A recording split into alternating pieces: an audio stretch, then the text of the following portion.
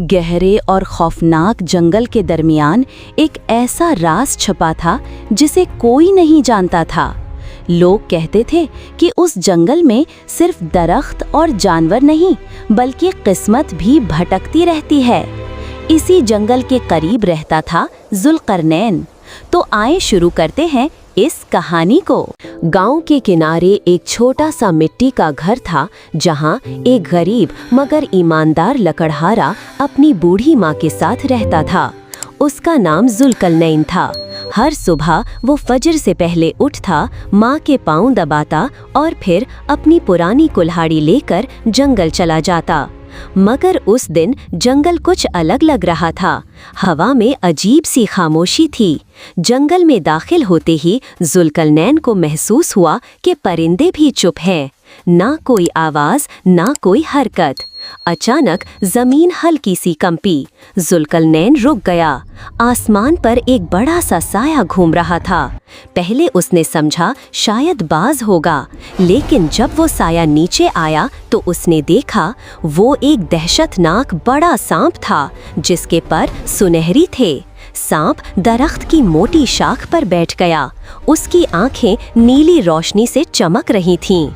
डर मत इंसान, उसने गहरी आवाज में कहा।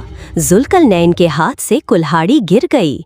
मैं इस जंगल का निगहबान हूँ। मैं तुम्हारी मदद कर सकता हूँ, मगर 5 शर्तों पर। जुल्करनैन का दिल जोर से धड़क रहा था। कभी झूठ नहीं बोलना, किसी कमजोर का हक नहीं मारना, लालच नहीं करना, माँ की खिदमत कभी नहीं छोड़ना, जब दौलत मिले तो उसे बांटना। जुल्करनैन ने हिम्मत करके हाँ कर दी।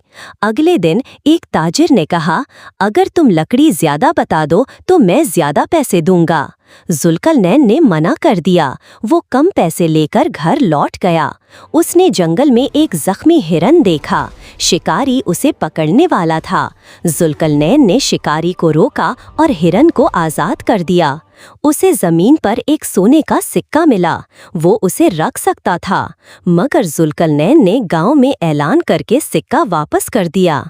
माँ बीमार हो गई। जुल्करनैन ने कई दिन जंगल जाना छोड़ दिया। वो खुद भूखा रहा, मगर माँ के लिए दवा लाता रहा। एक यतीम बच्चा रोटी मांगने आया।